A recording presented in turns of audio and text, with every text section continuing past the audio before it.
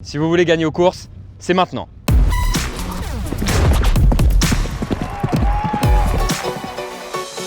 Au sommaire, le pro sur le grill, la chaleur des écuries et l'interview traquenard. C'est parti. Ma question c'est pour Franck Niva, mon driver préféré que j'aime beaucoup.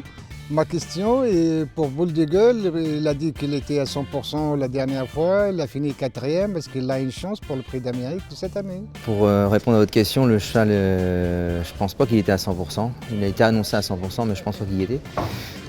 Donc je pense que déjà on va en savoir plus dans les courses à venir, puisqu'il a encore 2 courses préparatoires. Et je pense qu'on va essayer de le déférer, donc j'espère que ça va lui convenir. Si c'est le cas, que ça lui convient bien, oui, il aura une bonne chance quand même dans le Prix d'Amérique. Après avoir eu Franck Nivard sur la rubrique numéro 1, on passe à Anthony Barrier avec Fred Kita et Steph de The Turf concernant les chaleurs à jouer ce week-end. Donc ma meilleure chance ce week-end, ce sera certainement Direct Way. Un cheval qui cesse de progresser ces derniers mois, qui a affronté des super chevaux. Voilà, c'est un cheval qui fait toutes ses courses. Si on a une bonne course, logiquement, on devrait pouvoir être au moins dans les 3. Et puis le petit jeu marrant, ça peut peut-être être Aero King, qui est un cheval qui avait fait un très bon hiver dernier, qui arrive tout juste logiquement au meilleur de sa forme ou presque. Dans la 4e course du programme, attention à Vertige de Chenu. S'il est sage d'un bout à l'autre du parcours, je pense qu'il va gagner. Dans la première course, j'ai également un Nougat. C'est Platon Fess, un trotteur scandinave qui débute en France avec de grosses ambitions.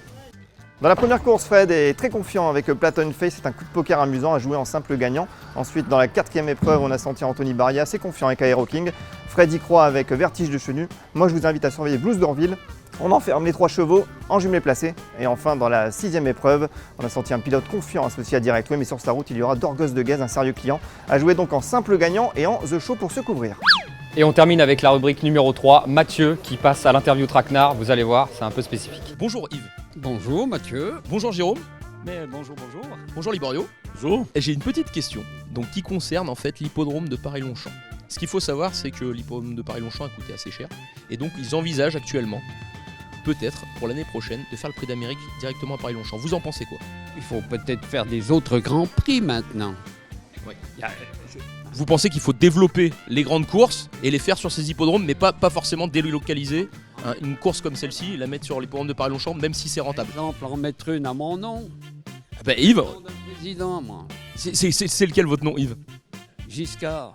Oh là là là là, on a le prix Giscard pour l'année prochaine sur l'hippodrome d'Auteuil. Moi je suis pas contre. Après, s'ils ont les infrastructures et puis que le restant du paddock, enfin tout ça est d'accord, pourquoi pas, ouais. Alors le Grand Prix d'Amérique, c'est un prix de trop, hein, c'est 3 athlètes, donc Vincennes est plus approprié pour cet événement-là.